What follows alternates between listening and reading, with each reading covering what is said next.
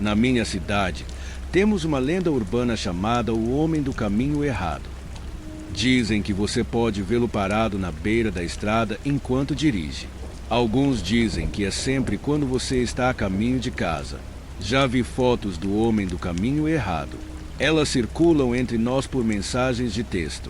Circulam entre estudantes, trabalhadores, amigos e familiares aqui. Curiosamente, nunca vi nenhuma dessas fotos postadas online. Não sei se é por medo, se aqueles que tiraram as fotos querem perpetuar o mistério de nossa lenda urbana local ou por algum outro motivo. Eu tinha quase certeza de que essas fotos eram uma farsa, apenas alguém fantasiado como o Homem do Caminho Errado. Talvez fosse a mesma pessoa todas as vezes.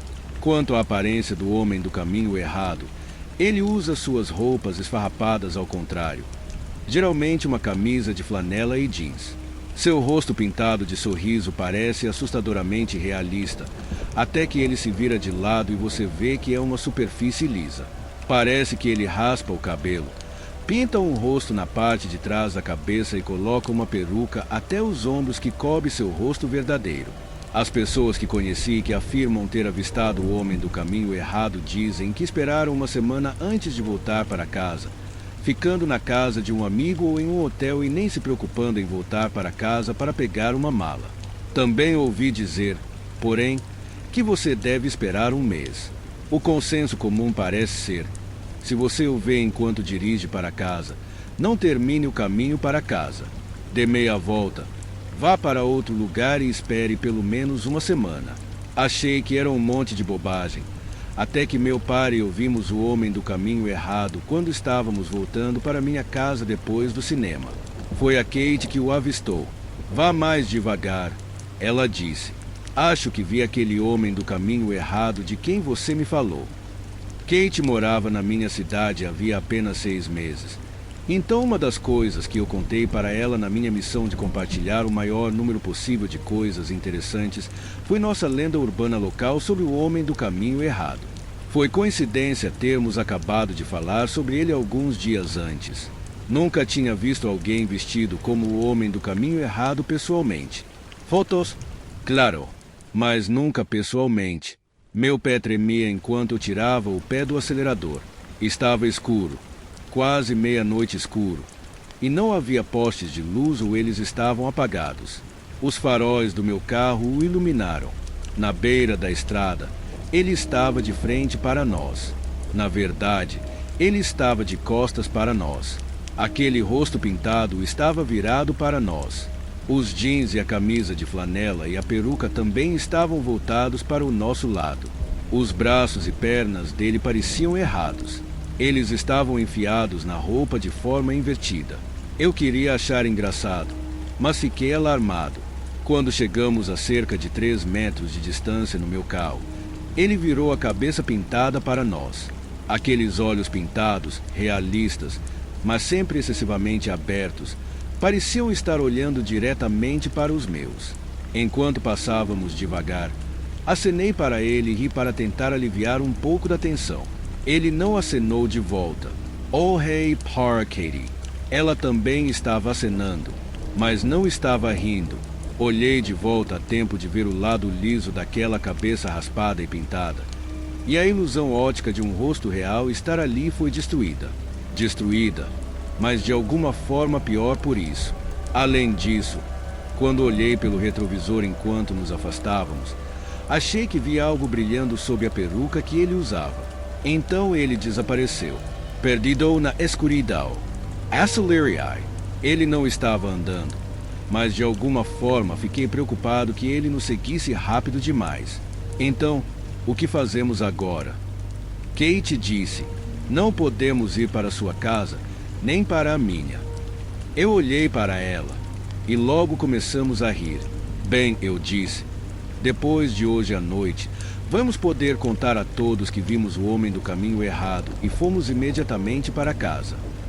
Me pergunto quem estava fingindo ser o Homem do Caminho Errado. Kate disse, me pergunto por que estavam fazendo isso. Você acha que deveríamos dar meia volta e tentar falar com eles? Eu preferia que não. Eu disse, eles podem ser perigosos. mas tenho certeza de que é só alguém tentando manter a lenda urbana viva. É seu carro, Kate disse. Ah, se fosse o meu. Tudo bem, eu disse. Vamos dar meia volta. Meu avô costumava dizer, se você estiver em dúvida sobre qual direção tomar, sempre pode fazer um retorno até descobrir as coisas. Ele usava isso como uma metáfora para a vida. Mas quando fiz o retorno, meu coração batia acelerado no peito. Percorremos toda aquela rua escura sem ver aquela pessoa novamente. Era uma rua de uns 3 quilômetros naquela direção. Então não havia como ela ter andado ou corrido a distância tão rapidamente. Kate e eu decidimos que a pessoa fantasiada de homem do caminho errado devia ter saído do acostamento para os bosques ao redor.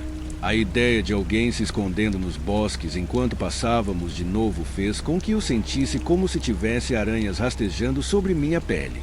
Fizemos outro retorno, e durante todo esse tempo eu ficava olhando ao redor, caso aquela pessoa pulasse sobre nós do nada. Mas logo estávamos voltando na direção da minha casa, sem uma segunda olhada no homem do caminho errado. Kate e eu tentamos rir para aliviar a tensão, e tentamos falar sobre outras coisas, mas ambos estávamos bastante assustados. Não conseguíamos parar de conversar sobre tudo e nada, ou de olhar pelas janelas ou nos espelhos laterais. Entramos no meu condomínio. Em seguida, viramos na minha rua. E tudo mudou. Assim que viramos na minha rua, começamos a andar para trás em vez de para frente. Você colocou em ré. Kate disse. A mão dela estava segurando meu braço. Estava fria como gelo. Eu parei o carro. Nós dois olhávamos para baixo. O carro estava em drive. Tirei o pé do freio e coloquei no acelerador novamente. As casas familiares que eu via todos os dias ao voltar para casa, estavam se afastando de nós. Talvez haja algo errado com o meu carro, eu disse. Mas quando tentei avançar novamente, olhei para o lado e depois no retrovisor. Não estávamos nos movendo, não de acordo com essas visões. À nossa frente, as casas recuavam sempre que eu pisava no acelerador, mas de lado e atrás parecia que estávamos parados. Na minha rua, tudo estava bem iluminado. Havia muitos postes de luz. Então, não podíamos justificar isso como se tivesse algo a ver com visibilidade limitada. Vamos sair daqui, Kate disse. A voz dela estava quase em um sussurro. Sim, eu disse, da mesma forma. Mas como vamos sair? Coloque em ré. Quando coloquei o carro em ré e tentei isso, realmente avançamos. Mas de lado e atrás, mais uma vez parecia que não nos movemos, como se estivéssemos presos logo após a entrada do meu bairro. Foi quando Kate e eu paramos o carro e estávamos discutindo sobre sair que avistamos alguém vindo em nossa direção na calçada. Eles se aproximavam de nós pela frente do veículo. Então não sei o quão precisa era a distância. Parecia que eles já estavam a cerca de 6 metros de distância. Não sei por que demorei tanto para perceber isso. Talvez porque não quisesse, mas reconheci meu vizinho pela parte de trás da cabeça e pelo formato do corpo, que era um pouco atípico. Eu o via frequentemente curvado trabalhando em seu jardim enquanto passava de carro. Ele estava andando de costas em nossa direção. Quando chegou mais perto, ele parou. Então começou a gritar, parado como uma estátua, de costas para nós. Só mais tarde percebi que ele estava dizendo, me ajude ao contrário. Baixei a janela. É Sr. Nelson? Eu disse. O que aconteceu? Ele parou de gritar. Agora que a janela estava abaixada, pude ouvir seu corpo estalar e render. Sangue escorria de fissuras à medida que as articulações dos braços e pernas mudavam drasticamente. Quando a cabeça do Sr. Nelson girou completamente em nossa direção, tive certeza de que vi a luz apagar-se em seus olhos. Então, seja lá o que tivesse tomado conta do Sr. Nelson, deu o primeiro passo à frente com a nova arquitetura de seu corpo. Kate e eu começamos a gritar no mesmo instante em que ele deu o primeiro passo. Eu fechei a janela enquanto o Sr. Nelson andava cambaleando sobre pernas estranhas e desumanas. Suas rótulas e cotovelos ficaram alongados e exagerados por estarem invertidos. Pesei no acelerador, com o carro ainda em ré, e pelos vidros laterais e retrovisores parecia que finalmente estávamos nos movendo de novo. Kate e eu gritamos o tempo todo. Sentia a adrenalina correndo pelo meu corpo. Me sentia mais vivo do que nunca. Eu queria dirigir até a delegacia de polícia, mas me lembrei que era sábado à noite.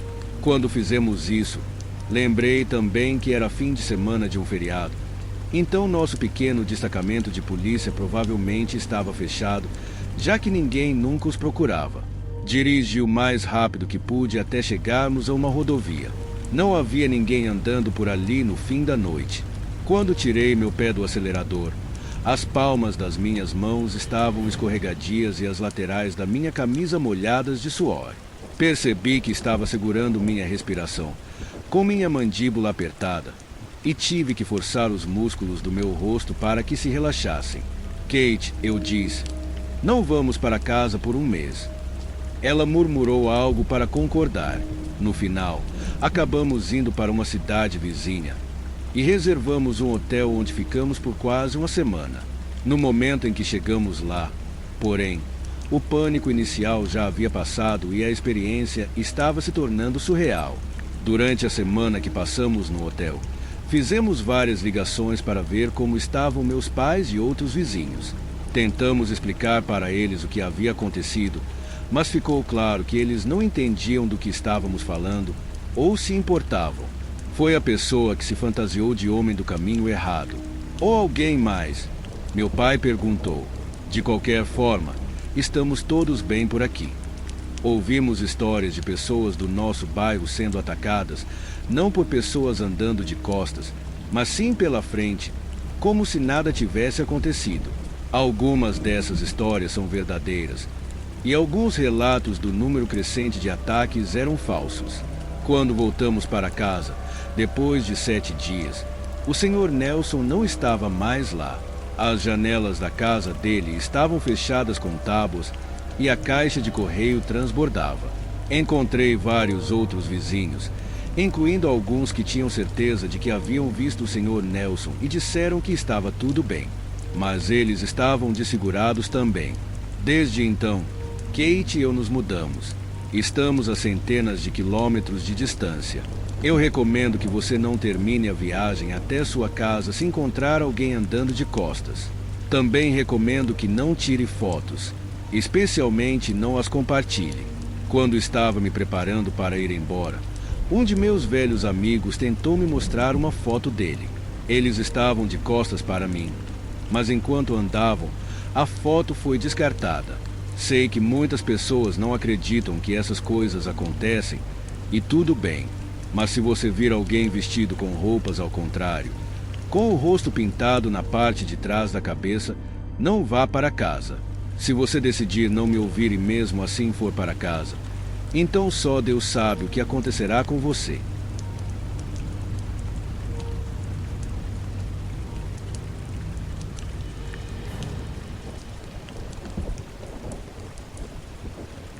Toda cidade tem uma lenda, uma casa mal assombrada, um moinho abandonado, uma aparição que surge perto de uma ponte. Mitos e lendas são parte integrante do meio-oeste, e toda cidade em que morei tinha um ou dois lugares peculiares que te deixam coçando a cabeça. Geralmente, essas histórias parecem surgir como consequência de outra coisa. No caso da cidade onde morei no Colorado, os contos sobre uma fábrica de grãos assombrada pareciam uma tentativa de manter um resquício da história da cidade relevante. Então, quando me mudei para Utah, a história de um espectro da rua principal provavelmente surgiu como um ponto de conversa em uma cidade pouco populosa porque, bem, para ser honesto, não havia muita coisa interessante acontecendo no deserto de Utah. Depois, me mudei para o meio de um deserto do Arizona e aprendi sobre a estranha lenda da cidade local. Tudo começou há 4 anos. Um homem chamado James Willard voltou para casa à tarde, após fazer entregas. Pegou um martelo no galpão e espancou sua esposa e seu cachorro até a morte. Ninguém na cidade sabe o porquê. Quando a polícia o encontrou, ele estava sentado pacificamente na varanda. Ele nem sabia o que havia acontecido, mas, ao entrarem na casa, ficaram horrorizados com o que viram. Supostamente, Jeff estava sem emoção, dizendo à polícia que não lembrava de nada daquela noite ou do motivo de ter feito o que fez. Não demorou muito para o legista juntar as peças do que havia acontecido. As evidências eram claras. O Hilar era um assassino. Um amigo local meu, chamado Dwayne Willis, que foi o oficial que respondeu ao chamado naquela noite, se recusa a falar sobre o que viu. Enquanto eu estava me mudando, Dwayne ajudou a mim e a minha esposa a nos ambientarmos na cidade e, como resultado, nos tornamos bons amigos. Conversamos muito sobre nossas vidas, minhas próprias experiências na força policial, e aprendi bastante sobre ele através de suas histórias, tanto engraçadas quanto banais. Uma noite, ele mencionou brevemente o assassinato do Zwilar, e eu pedi que me contasse mais. Ele recusou completamente. Eu entendo o porquê. Se você nunca morou em uma comunidade pequena, é difícil saber como um crime violento pode mudar as coisas. No entanto, ele fez uma observação breve. James Zwilar era um homem notável, que amava sua esposa e amava a Deus. Ele jamais teria feito algo tão atroz, a menos que algo tivesse levado à loucura. Apesar da recusa de Willis em contar sua história, não demorou para preencher mais lacunas, já que era um assunto comum no bar local, mesmo 4 anos depois. Todos diziam que ele era um homem normal vivendo uma vida normal. E na manhã do assassinato, nada estava fora do comum. Ele foi trabalhar, parecia calmo e amigável, e estava normal até que não foi mais visto, até depois do assassinato. Não havia uma explicação sensata para o que o levou a fazer o que fez. O único que tinha algum tipo de percepção era o barman local, Tom Davis, que me contou sua experiência da noite do assassinato várias vezes. De acordo com sua história, ele estava fechando o bar quando viu os faróis de Zwilar vindo do deserto do oeste. Como ele diz, eu já sabia que havia algo estranho quando vi alguém vindo pela estrada do devaneio à noite.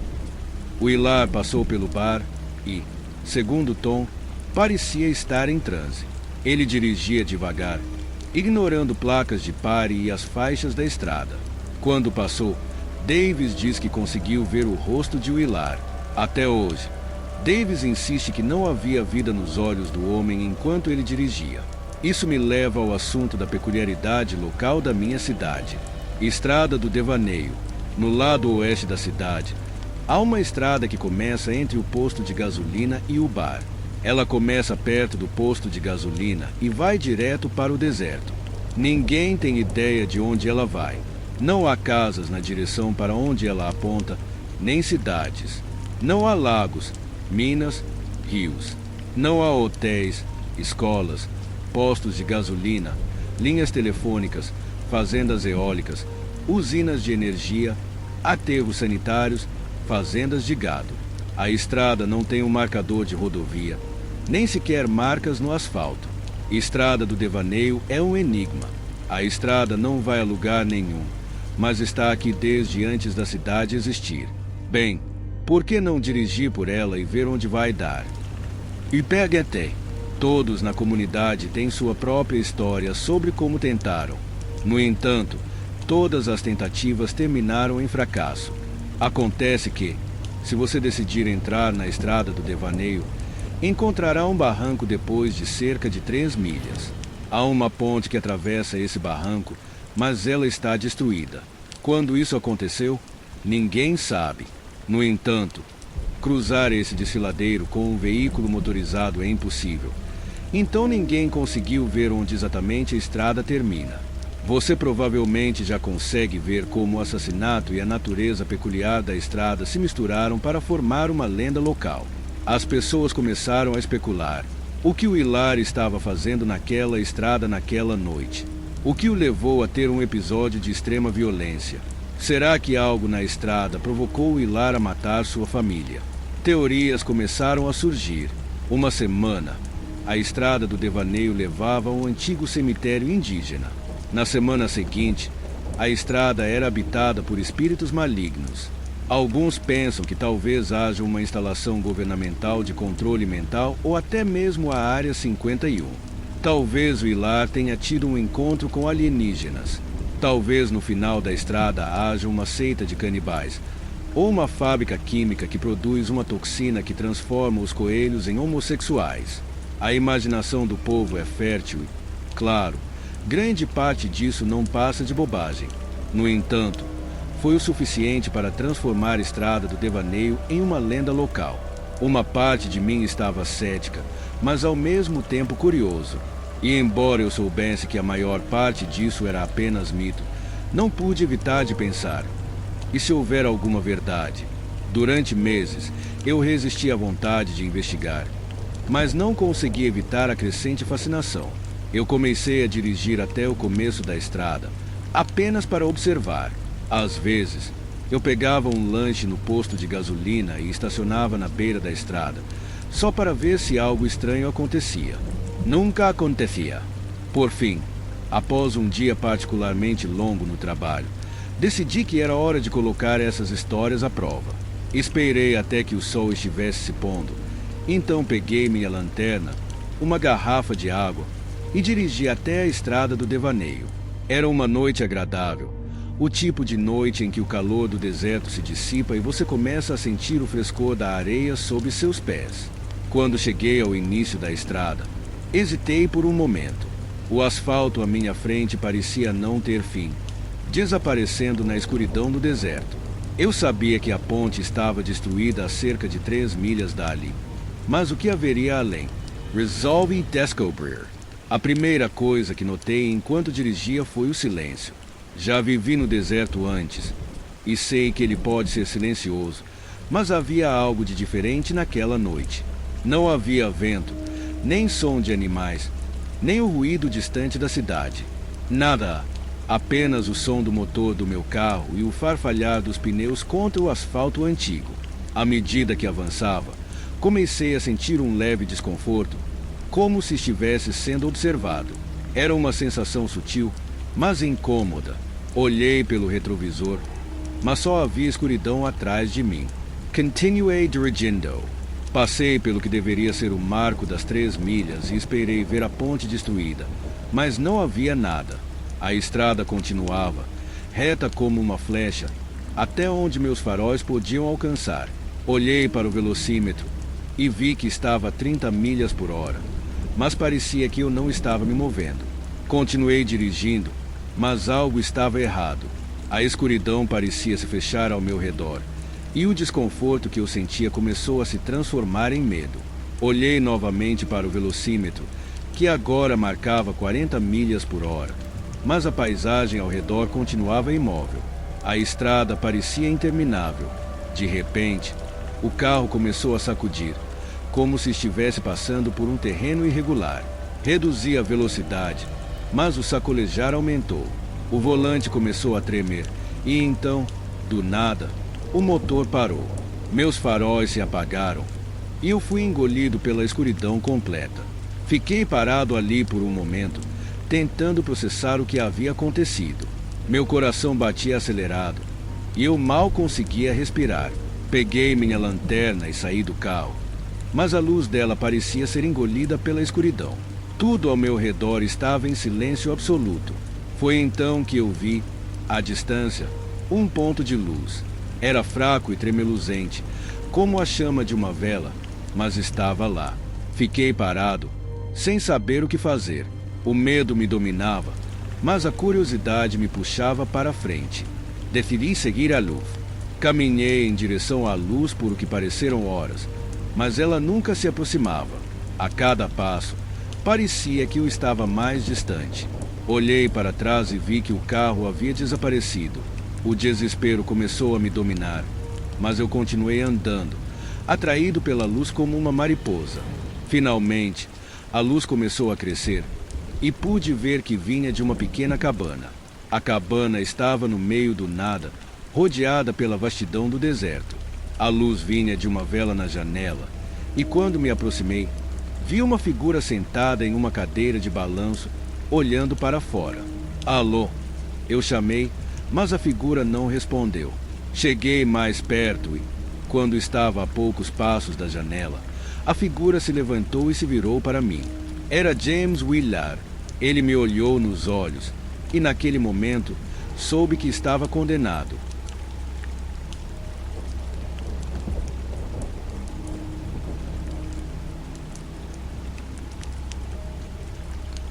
Eu estava em uma missão para o Exército, fazendo o trajeto de San Antonio, Texas, até Tacoma, Washington. Era uma longa viagem e me deram 6 dias para me apresentar na minha nova unidade, mas eu não me importei. Eu adoro viagens de carro. Não há nada como a liberdade de explorar o mundo sozinho. No primeiro dia da jornada, planejei dirigir o máximo possível para poder passar alguns dias em Utah.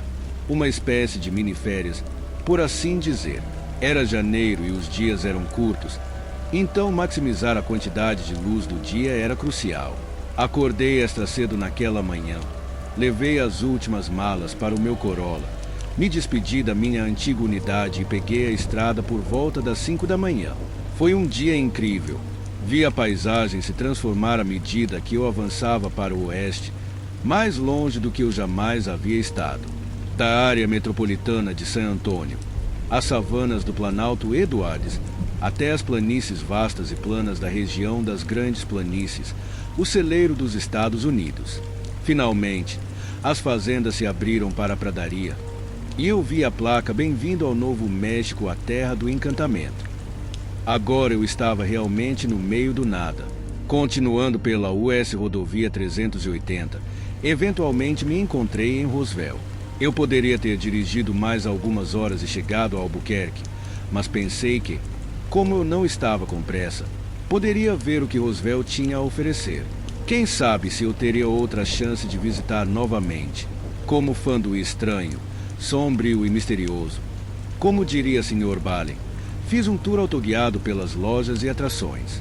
No dia seguinte, continuei para Albuquerque e depois para o oeste, na Interestadual 40. Quando cheguei a Gallup e comecei a subir pela US Rodovia 491, ainda tinha 2 horas de direção pela frente antes de cruzar a fronteira com o Colorado e mais 45 minutos até chegar a Cortez, minha parada planejada para a noite. No entanto, a luz do dia já estava se esvaindo, pois o pôr do sol era às 18 horas. Peguei um Starbucks e me refresquei para o trecho final. Deveria ter sido fácil. Apenas um caminho reto, mas olhando para trás, agora percebo que, se eu tivesse decidido parar em Albuquerque em vez de Roswell na noite anterior, já estaria no Colorado agora, e possivelmente a caminho de Utah. Eu teria me salvado do que estava esperando por mim naquela estrada deserta. A rodovia 491 se estendia longe na nação Navajo. Em ambos os lados, havia vastas extensões de pradaria, cercadas por montanhas de um índigo escuro no horizonte. À minha esquerda, o céu brilhava com um leve tom de laranja e roxo, a luz morrendo lentamente como brasas fumegantes em um fogo, até finalmente mergulhar a terra na escuridão. De vez em quando, eu via os faróis solitários de outro carro passando, o que me dava um pouco de alívio por saber que não estava sozinho. Eu também tinha minha playlist de viagem de carro para me fazer companhia e, por ironia, Hotel California estava tocando.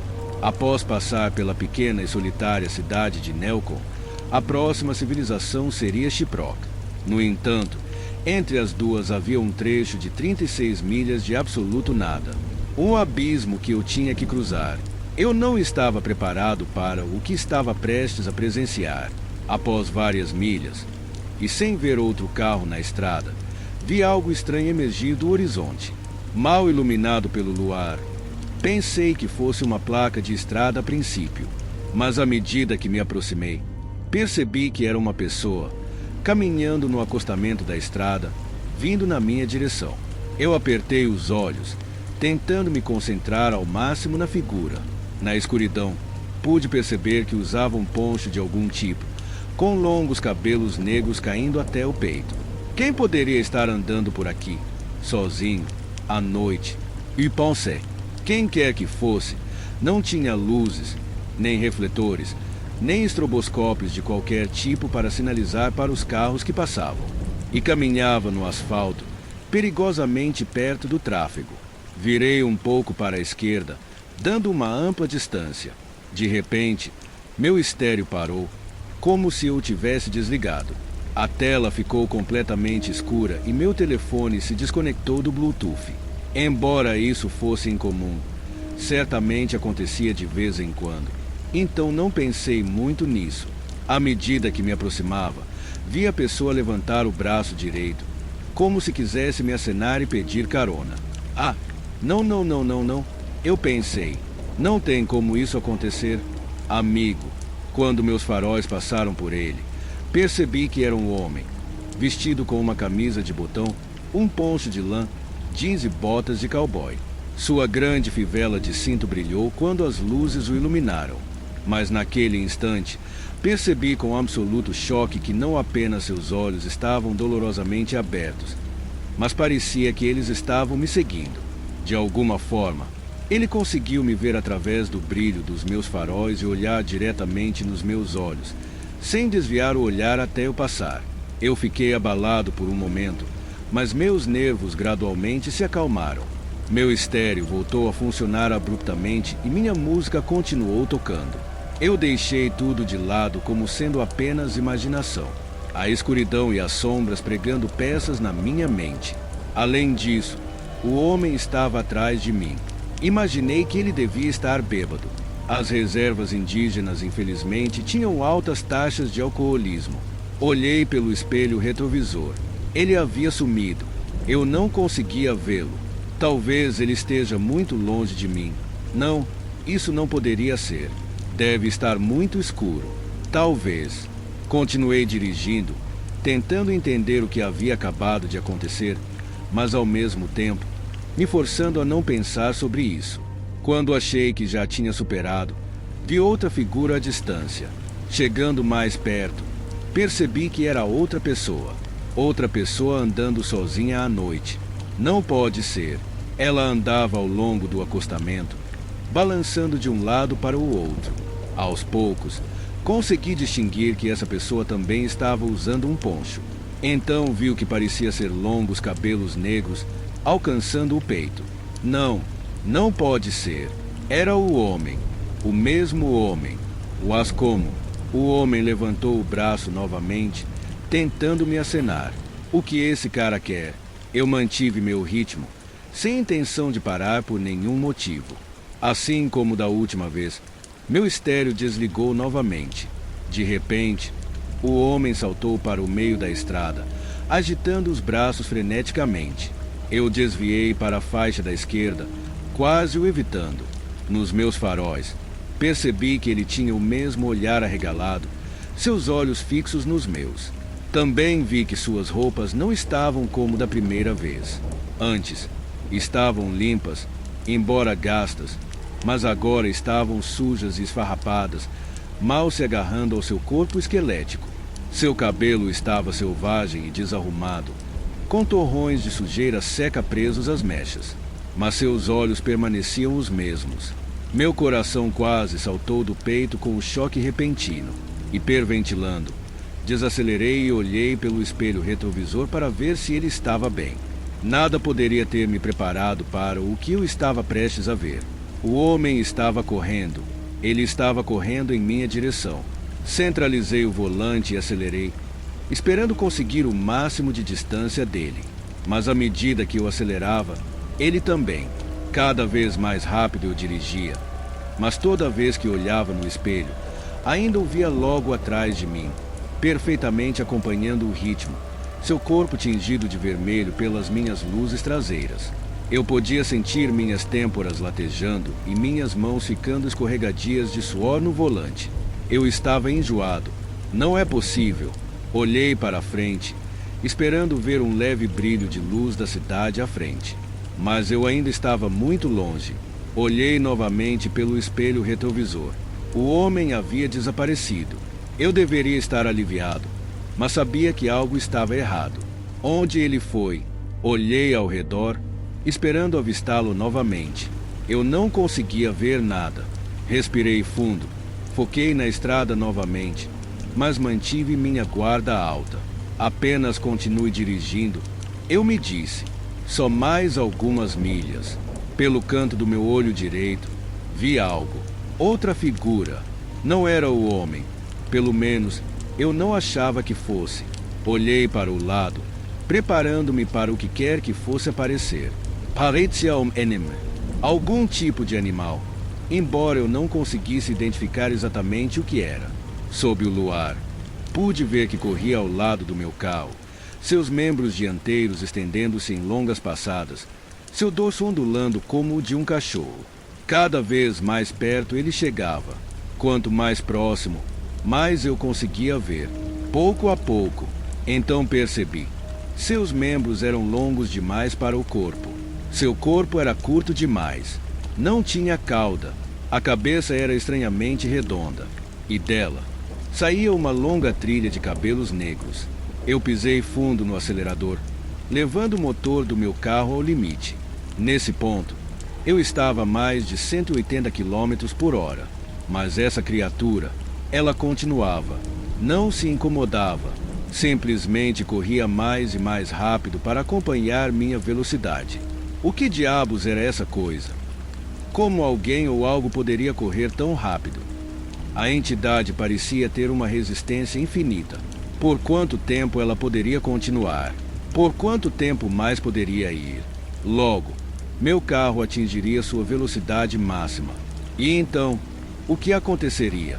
Quanto tempo poderia manter essa velocidade antes de quebrar? Não demoraria muito para meu motor superaquecer. Mas, independentemente disso, eu eventualmente ficaria sem combustível. E quando isso acontecesse, o que aconteceria se aquela coisa me pegasse a 200 km por hora? Meu carro havia atingido seu limite. Essa era a velocidade máxima que eu poderia alcançar, mas a criatura continuava sua perseguição. Meu medidor de temperatura estava se aproximando do vermelho, assim como meu tacômetro. Eu não poderia continuar assim por muito tempo. De repente, como o farol de um porto seguro no meio de uma tempestade, a primeira luz de Shiprock apareceu à vista. Estava perto, muito perto. Se eu conseguisse aguentar um pouco mais, poderia chegar à cidade. Para a segurança, continuei. Fixei meus olhos nas luzes que brilhavam no horizonte. Elas se expandiram, cintilando no ar da noite. Embora fosse uma cidade pequena, era um alívio vê-la na minha situação. Olhando na minha visão periférica, vi a ondulação da espinha da criatura enquanto ela acompanhava meu carro. Mas agora estava se afastando, desviando-se da estrada. De repente, percebi o quanto meu coração estava batendo rápido. Gotas de suor escorriam pelo meu rosto. Olhei de lado. A criatura havia desaparecido, mas dessa vez, a sensação de pavor também havia sumido. Meu estéreo voltou a funcionar mais uma vez, e enquanto minha música recomeçava, soltei um suspiro profundo de alívio. Soltei o acelerador. O homem, a criatura, seja lá o que fosse, finalmente havia desaparecido de vez, tendo apertado o volante o tempo todo sem perceber. Minhas mãos estavam extremamente doloridas, mas eu estava feliz por ter sobrevivido. Uma semana depois, contei a outro soldado da minha unidade sobre o que havia experimentado. Sendo originalmente de Albuquerque, ela estava familiarizada com as lendas dos nativos americanos do Sudoeste. A conversa acabou se direcionando para uma certa criatura cujo nome ela não se atrevia a mencionar. Ela também me disse que a rodovia que eu peguei era bem conhecida por todos os tipos de fenômenos paranormais. Pesquise no Google que a rodovia 491 costumava ser chamada, e tudo fará sentido. Tenha cuidado por aí.